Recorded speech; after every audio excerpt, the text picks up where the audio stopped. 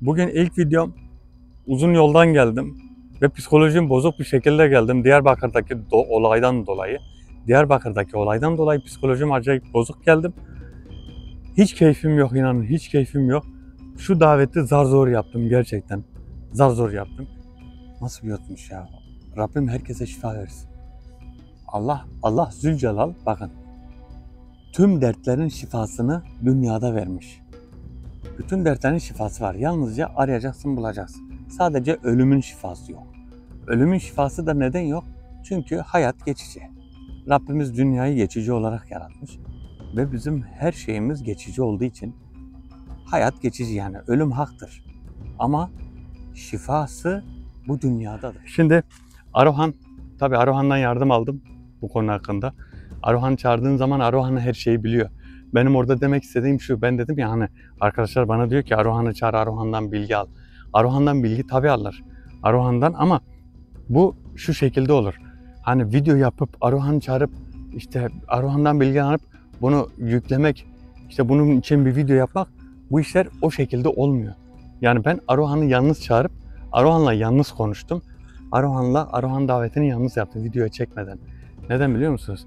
O küçücük çocuktan prim almamak için, o küçücük çocuktan iyiliğine bile olsa bana hiçbir şekilde böyle bir, yani yapmak istemedim. Ne izlenme, ne tıklanma, ne beğenme uğrunda, hiçbir şey değil. Yeter ki o çocuk kurtulsun diye elimden geleni yaptım yani arkadaşlar. Yani bunu can gönülden söylüyorum.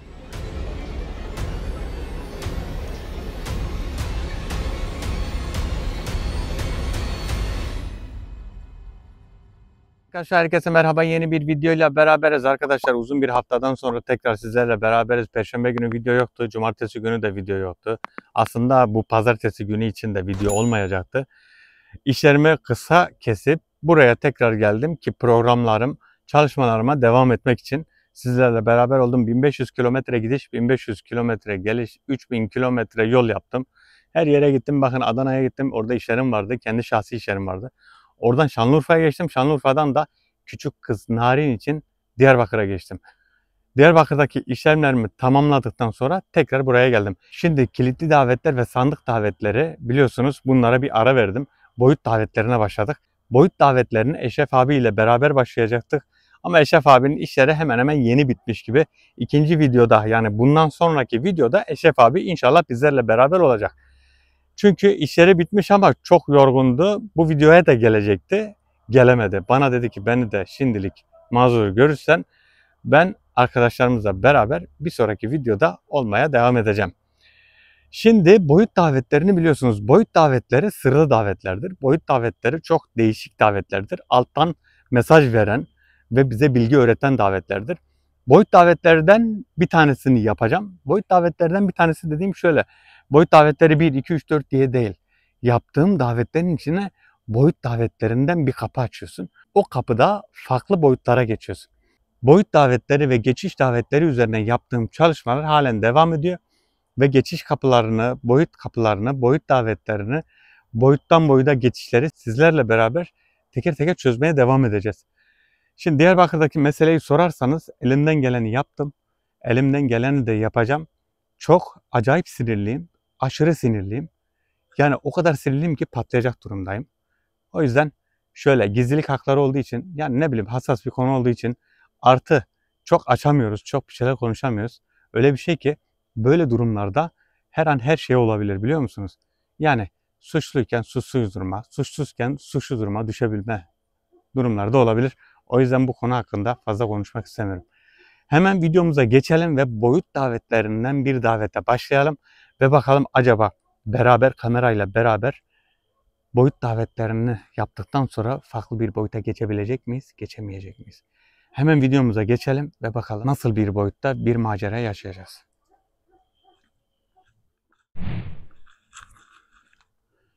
Arkadaşlar şimdi şöyle bir şey anlatacağım size. Bakın, ben Diyarbakır'a gittiğimde video yapmadım. Videoyu bilerek yapmadım. Videoyu yapmama sebebim, biliyorsunuz, birkaç tane videoda, internette birkaç tane bir şey gördüm. İnanın o kadar üzüldüm, o kadar sinirlendim ki bu konuyu suistimal edip, bakın, sırf tıklanma için, sırf izlenme için bazı kişiler var. Bu konuyu suistimal edip üzerinde çalışma yapmış gibi gösterdiler. İnan ki var ya, nefret ettim, nefret, biliyor musunuz? İnsan denen o mahlukattan nefret ettim. Ne olduğunu bildiğim için, ne olduğunu kesinlikle bildiğim için inanın o kadar nefret ettim ki var ya. Yani ben kendim isteseydim ben de yapardım. Çalışmamı gösterirdim bir şekilde. Tamam, gizlilik de var ama şimdi elle tutulur bir şey gösterdiğin zaman, bir şey olduğu zaman bunu net bir şekilde bir konuyu bir sonuca bağlaman lazım, değil mi? O yüzden gerçekten nefret ettim. Şimdi Arohan, tabii Arohan'dan yardım aldım bu konu hakkında. Arohan çağırdığın zaman Arohan her şeyi biliyor. Benim orada demek istediğim şu, ben dedim ya hani arkadaşlar bana diyor ki Arohan'ı çağır, Arohan'dan bilgi al. Arohan'dan bilgi tabii alır. Arohan'dan, ama bu şu şekilde olur. Hani video yapıp Arohan'ı çağırıp işte Arohan'dan bilgi alıp bunu yüklemek, işte bunun için bir video yapmak, bu işler o şekilde olmuyor. Yani ben Arohan'ı yalnız çağırıp Arohan'la yalnız konuştum. Arohan davetini yalnız yaptım videoya çekmeden. Neden biliyor musunuz? O küçücük çocuktan prim almamak için, o küçücük çocuktan iyiliğine bile olsa bana hiçbir şekilde böyle bir, yani yapmak istemedim. Ne izlenme, ne tıklanma, ne beğenme uğrunda, hiçbir şey değil. Yeter ki o çocuk kurtulsun diye elimden geleni yaptım yani arkadaşlar. Yani bunu can gönülden söylüyorum. Adam gelmiş öyle bir saçma saçma şeyler konuşuyor ki, yok diyor. O zaman da gelişen sesleri bana çıkar.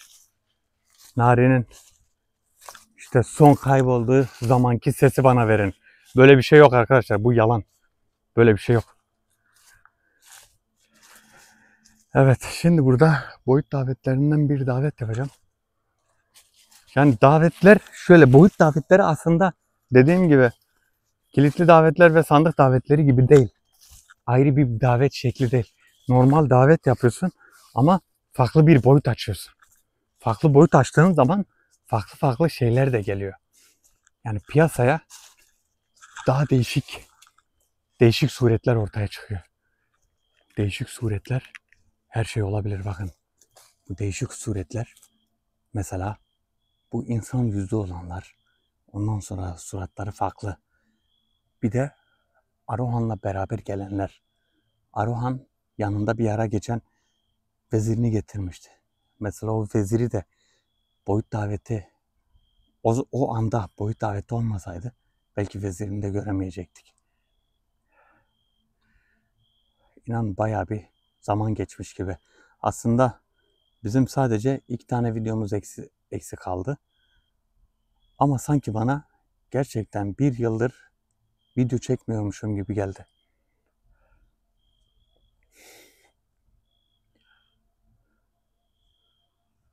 Evet, burada bir davet yapacağız.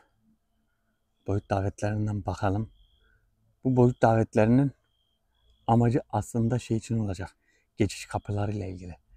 Geçiş kapısından böyle bir şey deneyeceğiz. Eğer ki video anında, kamera çekim anında yapabilirsek bizim için çok iyi olacak. Geçiş kapısından bir şey göndermek ve oradan bir şey almak. Yani önce onları deneyeceğiz. Benim düşündüğüm, ilk yapacağım şu. Geçiş kapısını buldum ya. Geçiş kapısından önce bir şey yollamak. Mesela şunu. Şunu, bu fındık mesela. Geçiş kapısından bunu göndereceğim diğer tarafa. Ama şöyle bir şey de var. O taraftan da başka bir şey almak. Yani geçişten, mesela aslında daha önce geçişten bize gelen bir şeyler oldu. Mesela tesbih. Tesbih geldi. Ama şöyle bir şey var. Eski zaman olabilir. Belki zaman kavramını çözmek için bir şeyler bulabiliriz. Oradan gelecek olan malzemeye bağlı. Belki gelen şey eski bir şeydir. Belki gelen şey yeni bir şeydir. Ya son teknoloji bir şeydir. Ya da daha eski bir şeydir. Önce bir şey, eşya geçiş kapısından geçip çıkaracağız. Sonra belki kendimiz girebileceğiz. Bilmiyorum, hani deneyeceğiz artık. Denediğimiz zaman her şey belli olacak. Mesela bir davet yapacağım. Şurada bir geçiş kapısı açılacak. Burada bir boyut kapısı açılacak. Bu boyut kapısından belki hep beraber geçeceğiz. Belki ben tek geçeceğim. Belki ben geçeceğim, malzemelerim yere düşecek. Yani kamera falan burada kalacak, hiç bilmiyorum. Belki de kamerayla beraber geçeceğiz. Onu da bilmiyorum. O da olabilir. Yani anlatmak istediğim şu. Ben davet yapacağım ama davetle beraber geçiş de açılacak.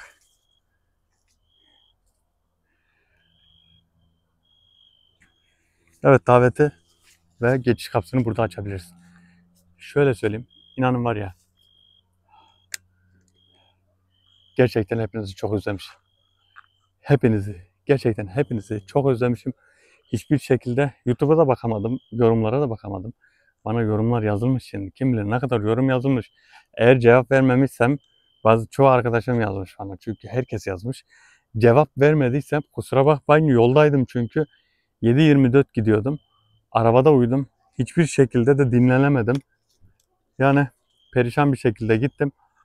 Perişan bir şekilde de geldim ama işlerimi çözdüm Allah'a şükür. Evet, burada geçiş kapılarından bir kapı açabiliriz şu an. Bismillahirrahmanirrahim. La yedurru ma ismihi şeyin fil ardi ve la fis semai ve huve semil alim. Bismillahirrahmanirrahim. La yedurru ma ismihi şeyin fil ardi ve la fis semai ve huve semil alim. Bismillahirrahmanirrahim. La yedurru ma ismihi şeyin fil ardi ve la fis semai ve huve semil alim. Arkadaşlar, bu koruma duasıdır. Koruma duasını her gün sabah 3 defa, akşam 3 defa okuyun. Bu sabah 3 defa, akşam 3 defa okuduğunuz koruma duası sizi kazadan, beladan, her türlü kötülükten, büyüden, şeytanın şerrinden, her türlü fenalıklardan Allah'ın izniyle, Allah Zülcelal'ın ismi şerifiyle korur.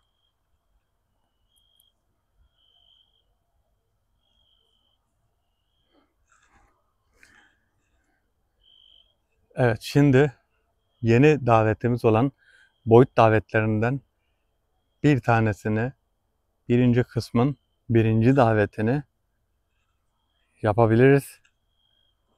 Ve bakalım başımıza ne gelecek, nasıl bir şey göreceğiz. Davete başlayabilirim.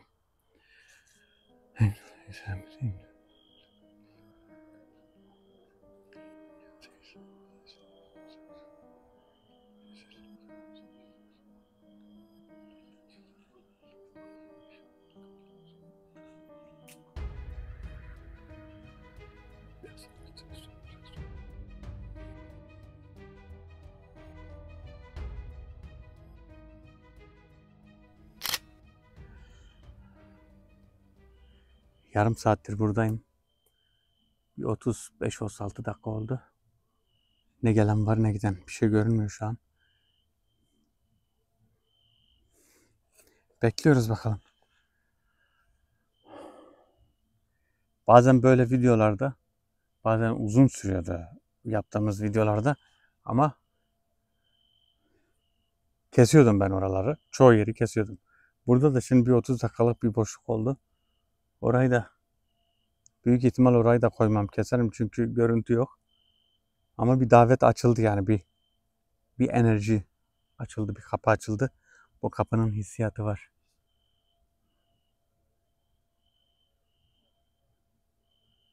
Şu an kameradakini, arka tarafımdakileri siz görüyorsunuz.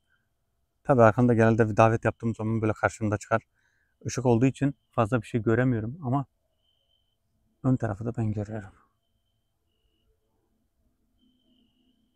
Bakalım nasıl bir şey gelecek. Bugün merak içindeyim.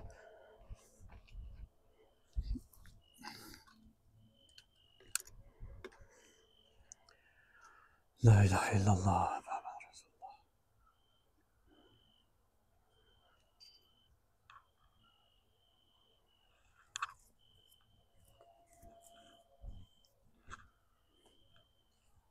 Gelecek olan şu an ismini, cismini de merak ediyorum gerçekten.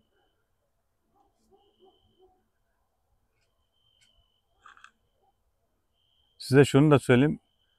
Bu davetler gerçekten zor. Yani bu yaptığım davetler kilitliyle sandıktan daha zor. Ha, belki saldırgan değiller. Belki saldırgan değiller. Belki biraz daha bilgi amaçlı videolar olacak. Ama daha zor videolar. Gerçekten zor. Ama zor da bizim işimiz.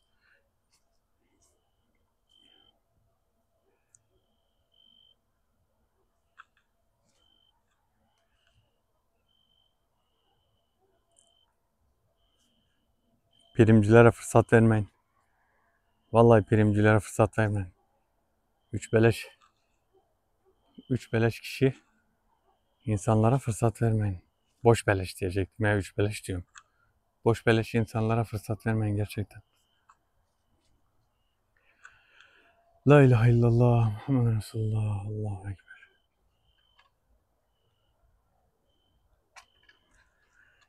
La ilahe illallah.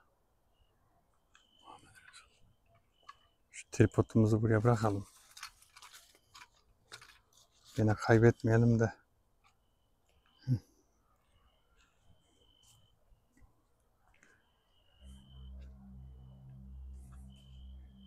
Arkadaşlar eğer ki herhangi bir şey görürseniz, farklı bir şey, haberdar edin beni. Yani yorumlarda bildirirseniz çok iyi olur. Çok da faydası oluyor bize. Olayları beraber çözüyoruz sizinle beraber.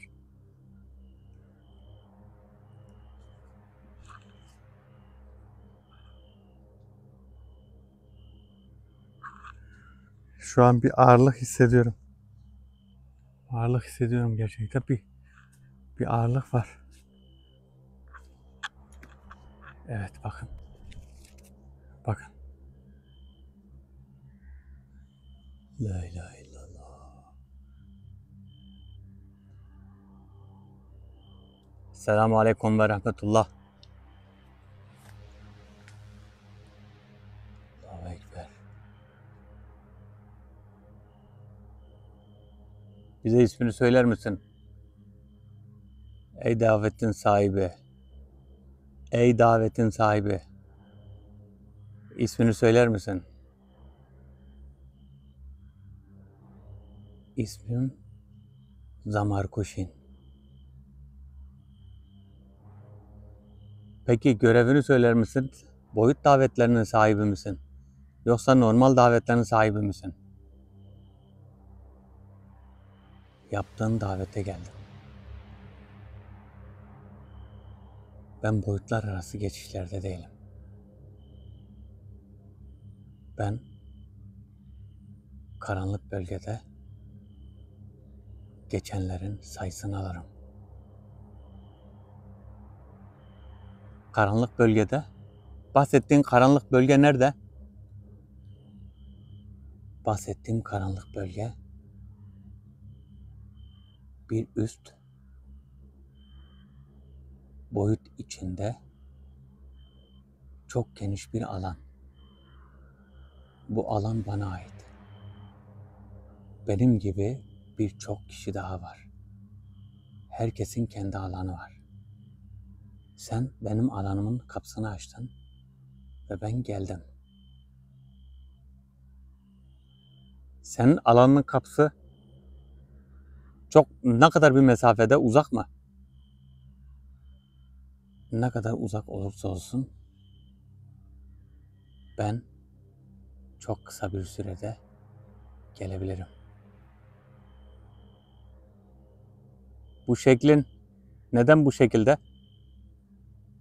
Yani bu şeklinin bir rütbesi var mı? Bu şeklinin bir rütbesi var mı şu an? Şeklimin hiçbir rütbesi yok. Kendim istediğim için bu şekilde siyah geldim. Benim yüzüm siyahtır. Enerjimi bu siyah renkten alıyorum. Ve benim için hiç zor değil. İstediğim şekle de bürünebilirim. Buralarda bir geçiş kapısı var mı peki? Hayır. Buralarda bir geçiş kapısı yok. Ama istersen kendin açabilirsin. Bunu kendin istemen lazım. Eğer istersen buralarda da bir geçiş kapısı açabilirsin. Peki nasıl açacağım? Bana yardımcı olur musun? Oh. Allahu Ekber.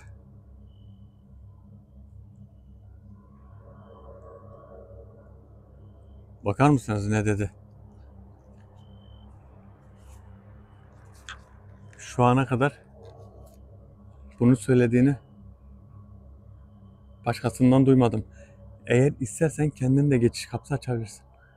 Bunu aslında biliyordum, biliyor musunuz? Geçiş kapısını kendin açabilirsin. Bunu Allah dostları yapıyor zaten. Geçiş kapısı. Bu yapılacak şey, bu geçiş kapısı, şöyle bir şey var. Biraz çalışman lazım. Yani şöyle çalışman lazım. Bunlar gerekli zikir, gerekli çalışma, gerekli dualar, gerekli ibadet, sıralı ibadet. Bu geçiş kapısını çok kolay açar. Ama bir de bilimsel olarak açmak var. Bir de bu şekilde açmak var.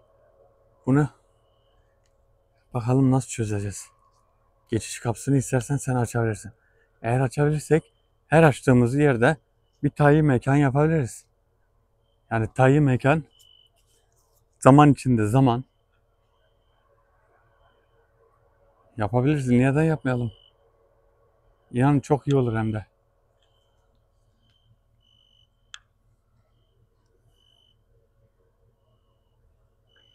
Evet.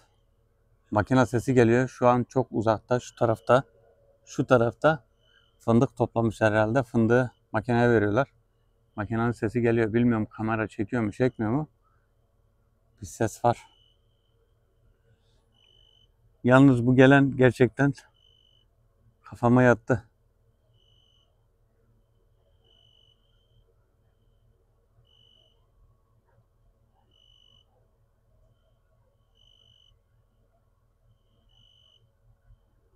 Buna her şey sorulabilir aslında.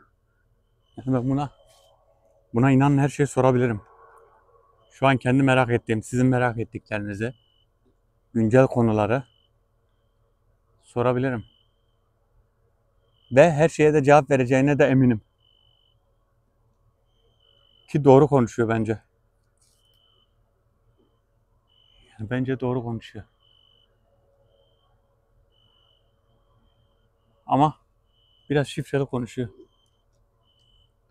Kendi bölgesi bir boşluk, bir alanmış.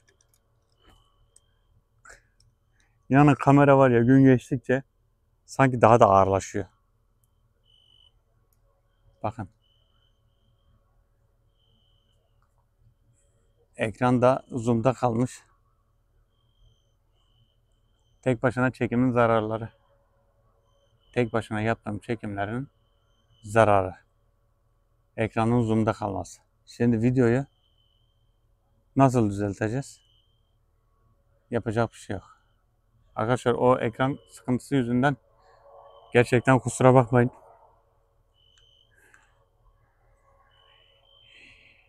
İnanın yalnız bu işler gerçekten zor oluyor. Hem ıssız bir yerdesin hem tehlikeli bir yerdesin. Tehlikeli dediğim tamam da ıssız her yer tehlikelidir aslında.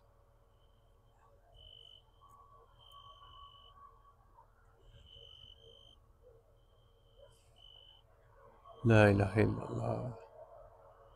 Muhammed Resulullah.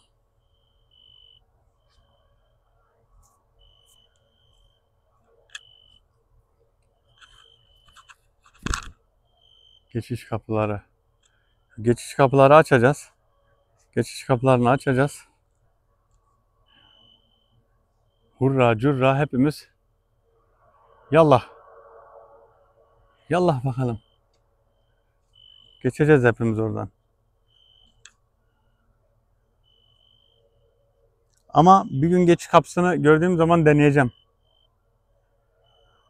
Deneyeceğim ama nasıl? Şöyle şey yaparak deneyeceğim.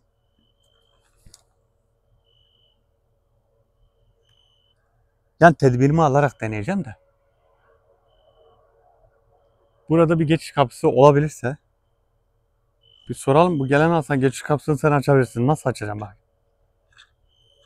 Nasıl açacağımızı bir soralım. Eğer nasıl açacağımızı öğrenirsek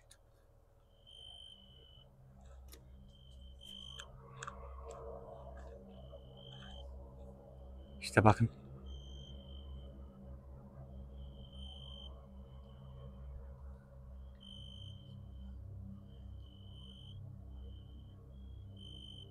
Biraz erken geldin. Seni daha geç bekliyordum daha doğrusu da. Geçiş kapısından bahsettin. Geçiş kapısını ben kendim nasıl açabilirim? Bunu bana tarif edebilir misin? Geçiş kapısının şifrelerinin olduğu bir kitap var sende. Bu kitapta remil atılmış.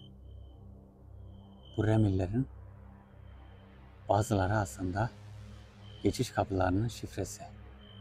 Bunu istediğin yerde açabilirsin. Yalnızca ıssız bir yer olacak. Remil atılmış da bu remil şeye atılmıyor mu? İyi mi kötü mü? Ya olur mu olmaz mı? Evet ama içindeki sayılar birer geçiş kapısının anahtarı diyebilirsin. Sen bana neden bunları anlatıyorsun? Bana neden güveniyorsun? Sonuçta selam verdim, selam almadın. Sen Müslüman değilsin, değil mi? Sen daveti yaptığın için benim efendimsin. Ve ben sana sorduklarını söylemek zorundayım. Onun için istediğini sor. Yalnız bazı sorular hariç. Hangi sorular? Bizimle olan şifreli sorular. Bizimle ilgili, bizim zararımıza olan hiçbir soruyu sormazsan çok iyi olur. Sorsam bile ben cevap vermem.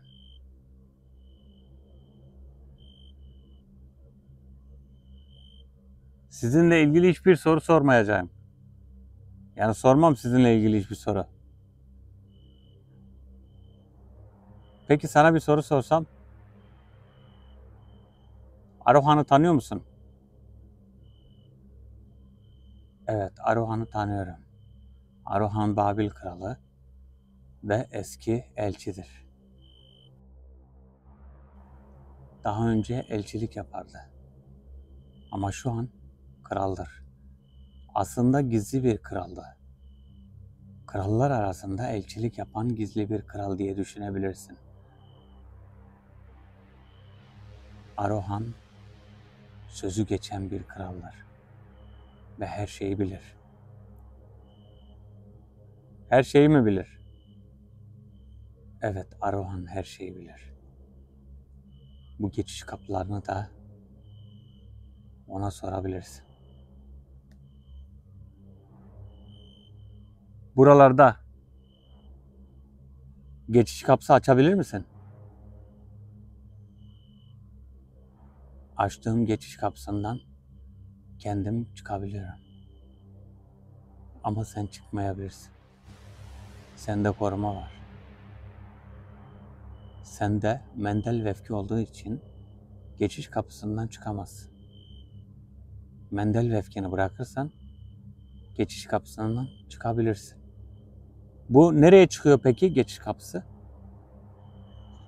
Geçiş kapısı bizim sarayımıza çıkıyor. Bu sarayda her şey var. Aklının alamadığı kadar güzellikler. Her şey. Sevdiğin her şey. Yenebilecek her şey. Bütün güzellikler. Ağaçlar, bahçeler. Her yer aydınlık. Güneş. Ve güzel şeyler. Yeşillikler, otlar, akarsular. Her şey bu sarayın içinde. Bu sarayın içinde sadece kötülük yok. Bütün güzellikler bu sarayın içindedir. Onun için mendel vefkini bırakırsan geçebilirsin.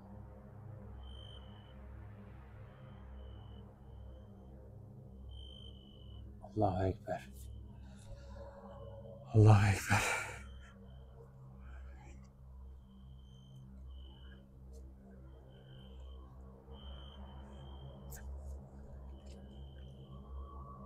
İnanın başımı döndürdü. Mendel ve öfkeni bırakırsan geçiş kapısından geçersin. Size şunu söyleyeyim. Gerçekten doğru söylüyor. Doğru söylüyor şu. Mendel ve öfkeni bırakırsam geçiş kapısından geçerim ve söylediği her şeyi görürüm.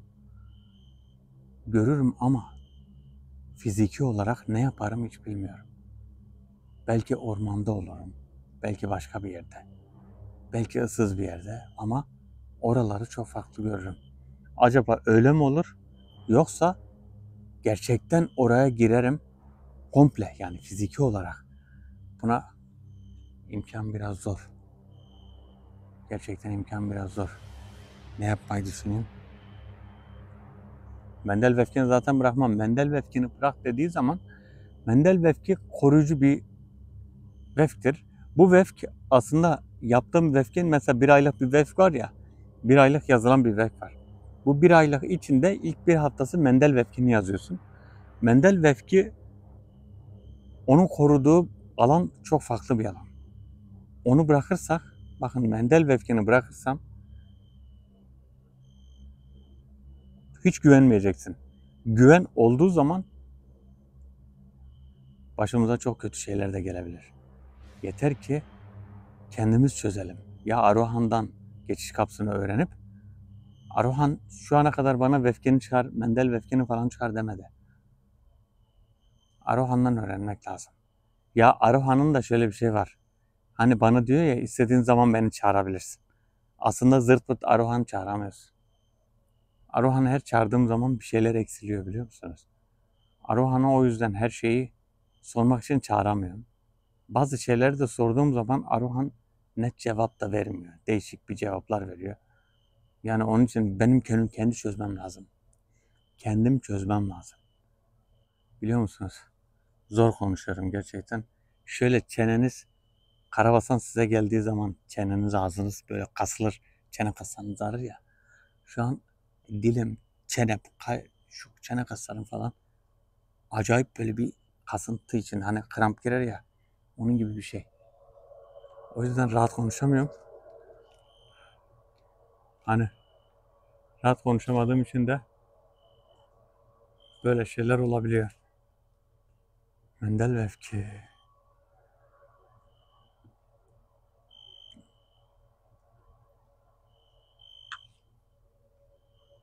Şimdi bir dahaki geldiğinde peygamberleri soracağım. Hangi peygamberleri gördü? Yaşı kaçtı?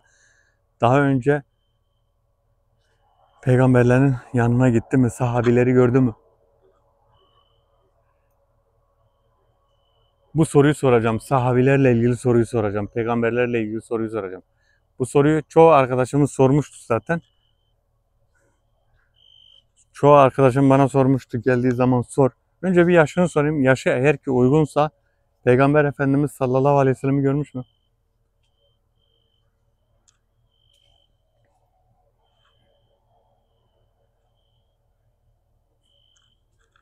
Çok enteresan bir tane varlık.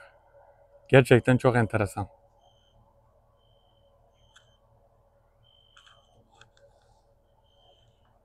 İnanın enteresan bir varlık.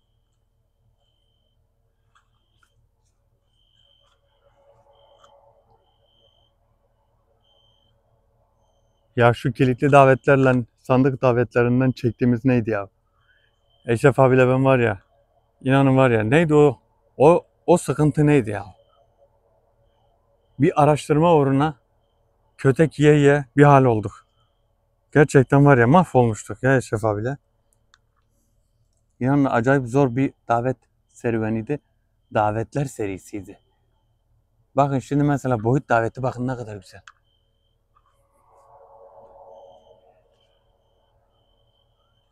Şöyle bir etrafımda döneyim. Sizin de başını döndüreyim, başınızı döndüreyim, kendi başımı da döndüreyim. Şu an benim başım döndü. Sizin başınız dönmedi mi? Bilmiyorum.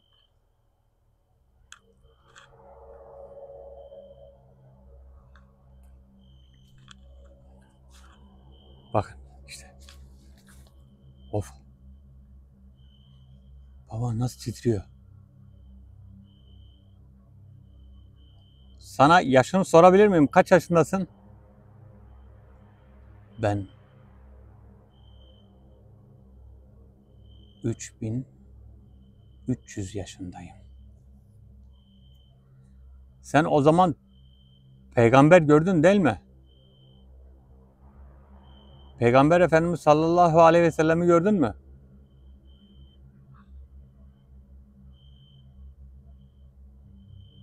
Ben birçok peygamber gördüm. Çoğunun sohbetinde de bulundum. Peki sahabileri gördün mü? Tabii peygamberleri gören sahabileri de görür. Sahabileri tanır mısın? Hangi sahabileri tanırsın? Evet, hepsini gördüm. Hepsinin sohbetlerinde bulundum. Gittikleri yerleri gördüm. Yaptıkları işleri gördüm. Birçoğunu da tanırım.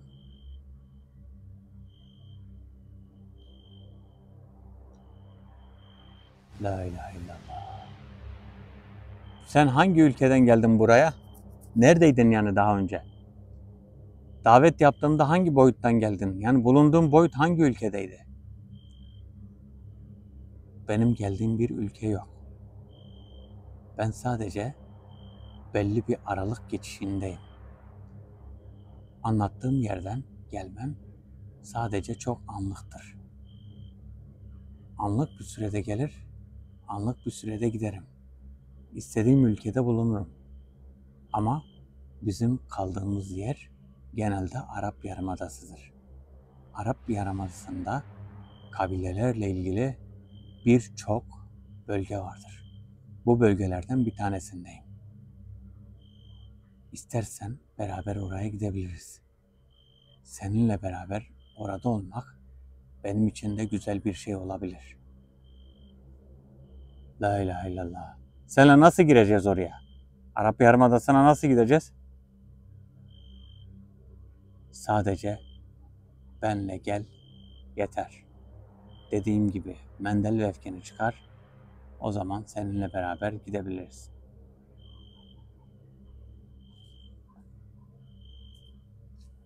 Allahu Ekber. Allahu Ekber. Allahu Ekber.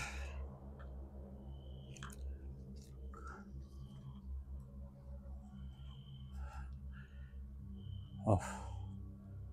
İstersen gel seninle gideriz. Benimle gidecekmiş. Beni götürecekmiş Arap Yarımadası'na. Ya öyle bir şey ki şimdi merak da ediyorum. Acaba gidebilir miyiz? Mendel ve öfkeni çıkar gel. Güven meselesine gelirsek güven meselesi sıfır. Yani güven yok da ama bir şeyi denemek lazım ama kesinlikle vefki çıkarıp denemek bir saçmalık olur. Yani bence büyük bir saçmalık olur. Vefki çıkarmadan bir şekilde dediğim gibi Aruhan'a sorup Aruhan'dan öğrenirsek ama öyle güzel bir şey ki bu gelen şöyle çok güzel şeyler söylüyor, çok güzel şeyler anlatıyor ama insan güvenemiyor. Güvenemiyorum. Gittiği saray, anlattığı saray, Arap Yarımadası'ndaki bulunduğu yer, kendi geçiş boyutu, bu boyutun arasında nasıl bir şey yaşanıyor? Boyut arasından nereye çıkıyorsun? Boyut davetleri gerçekten benim çok hoşuma gitti. Çok güzel bir boyut davet serüveni olacak. Ve hep beraber kim bilir daha neler göreceğiz. Konuşuyorken güzel şeyler anlatıyor. Güzel şeyler anlatıyorken de iyice bu işin sonuna kadar gitmek istiyorum. Mendel ve öfkeni çıkar. Arap Yarımadası'na, yaşadığımız yere gidebiliriz. Dediğine göre söylediği saray da büyük ihtimal orada. İnanın var ya, psikolojim o kadar bozuk ki. Şu çocuk var ya, kaybolan çocuk. Moralim o kadar alt üst. Allah bullah biliyor musunuz? Yani Hiçbir şeyden, hayattan artık zevk almak istemiyorum, biliyor musunuz? Hayat o kadar acımasız ki, o kadar acımasız ki. Rabbim hepimizin yardımcısı olsun. Bütün iyi insanların yardımcısı olsun. Rabbim hepimizden, sizden de, cümlemizden kötü insanları uzak tutsun. Kötü insanların Allah Zülcelal onları kahretsin. Biliyor musunuz? Kötü insanlar. Ama her yerde var. Her yerde var. İçim acayip bir şekilde daralıyor, biliyor musunuz? Çok büyük bir darlık var içimde.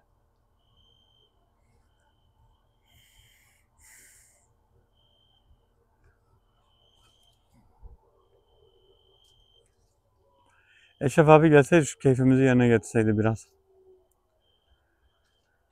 Vallahi Eşref abi gelseydi keyfimiz yerine gelirdi.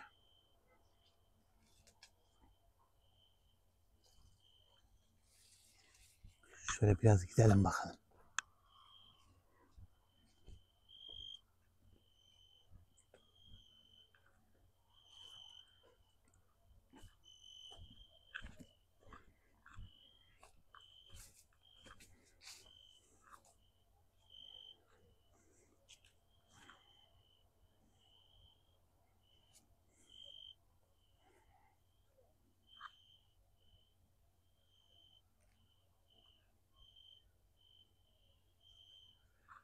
La ilahe illallah.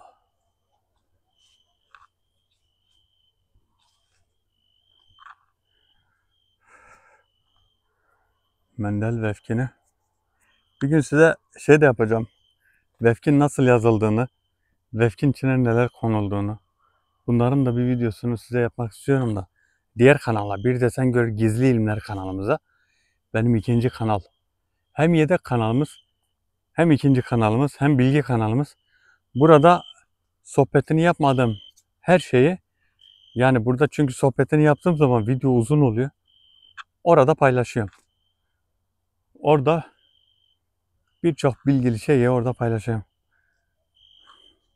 Oraya da abone olursanız bazı paylaştığım şeyleri kaybetmezsiniz, görürsünüz.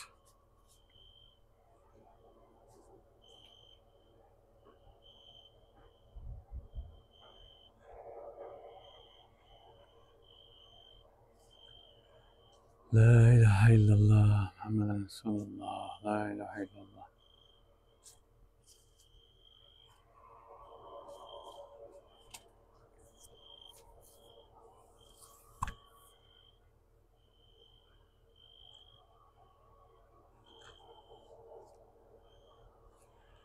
Allahu Ekber.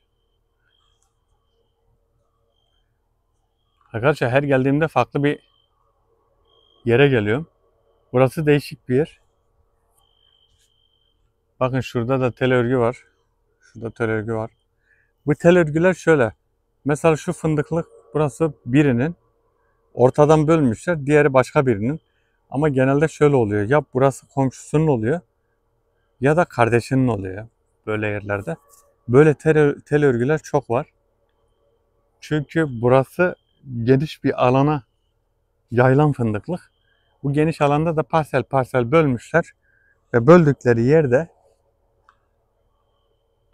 yerde tel örgülerle paylaşmışlar. Bakın burayı toplamışlar. Ben de Eşref abi gibi size bir fındık bilgisi verdim. Şimdi bazı arkadaşlarımız diyecek ya fındıktan bize ne, sen bilgi paylaştı ama şimdi buna bir şey daha soracağım. Bu geçişlerle alakalı ama biz gene de soralım.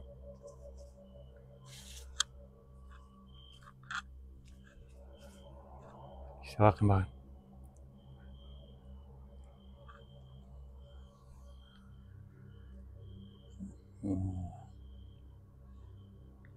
Umarım seni fazla meşgul etmemişimdir.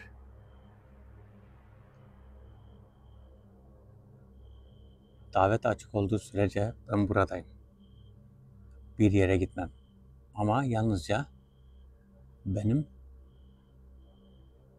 gelme sürem uzayabilir. Anladım. Sana bir şey soracağım. Hastalıklarla ilgili Bu hastalıkların ilaçlarının ne olduğunu, mesela Sara hastalığının bir tedavisi var mı? Sara hastalığının sebebi nedir? Sara hastalığı, bayılmalar, bunların sebebi nedir? Bunların sebebini kim yapar? Yani neyden olur bunlar? Bunun bir ilacı var mıdır?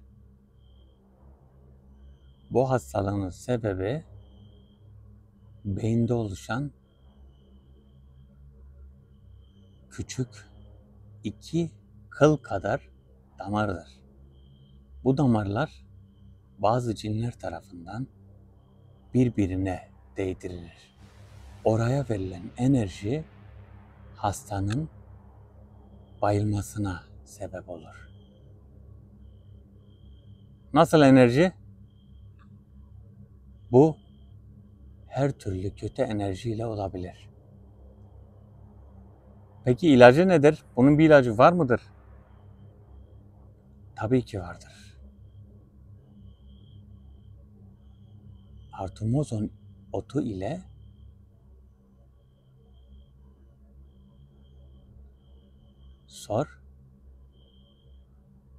mozon otunu kaynatırsanız bunun içilmesiyle bu hastalık şifaya kavuşabilir. Böylelikle bu 2 damar birbirinden ayrılır ve hiçbir zaman bu sıkıntı tekrar yaşanmaz. Allah Allah. Bu bahsettiğin otları nasıl bileceğiz? Nasıl anlayacağız? Artemozon otu nedir? Öyle bir ot ilk defa duyuyorum şu an. Ben sana getiririm. Getirdiğim an onun nasıl bir ot olduğunu görürsün. Allah, la ilahe illallah.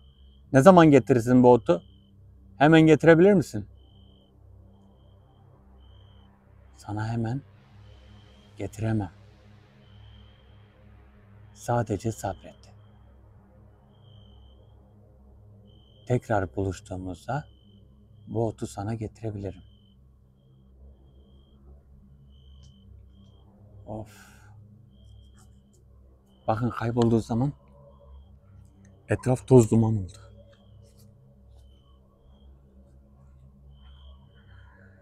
Artemozon otu. Artemozon otu ne ya? Artemozon otu. Artemozon otu. Artemozon otu. Allah Allah. Artemozon otu. Artemozon otu nasıl bir ot ya Artemozon? Bunu bir araştırmam lazım. İnternetten bakacağım. İnternetten bulamazsam bende Şifalı Bitkiler Ansiklopedisi var. 8 seri bir ansiklopedi var. Bu 8 seride de bütün otların fotoğrafı var. Artemozon otu büyük ihtimal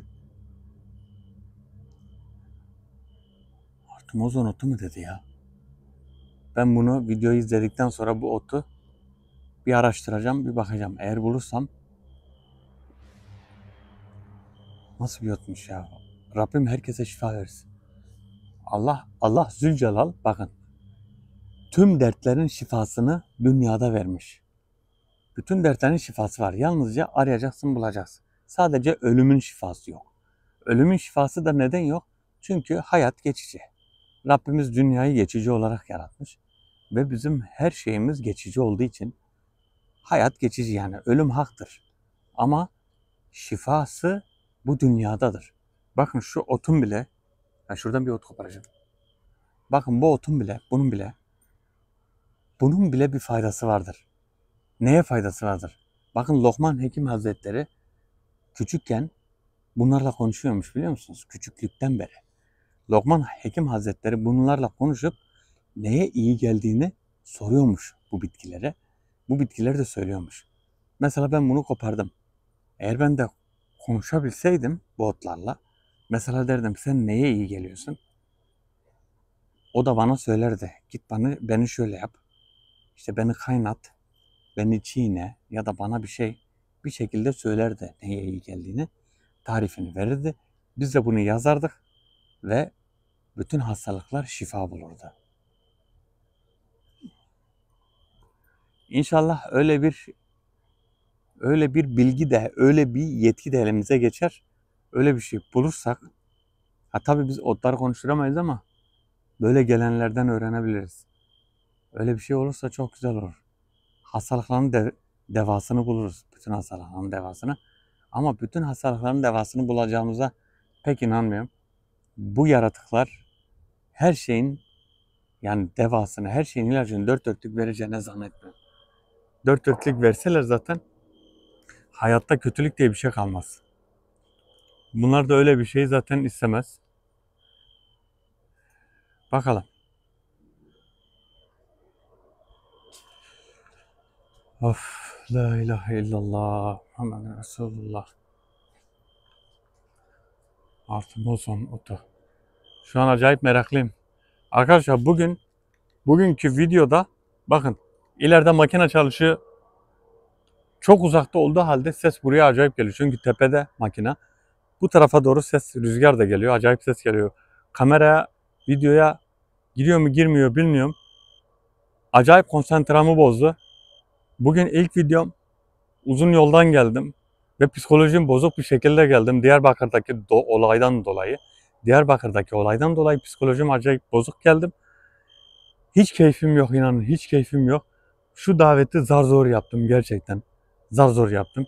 Bugünkü videomuz buraya kadar. Beni mazur görün. Şu an daveti kapatacağım. Herkes kendine çok iyi baksın.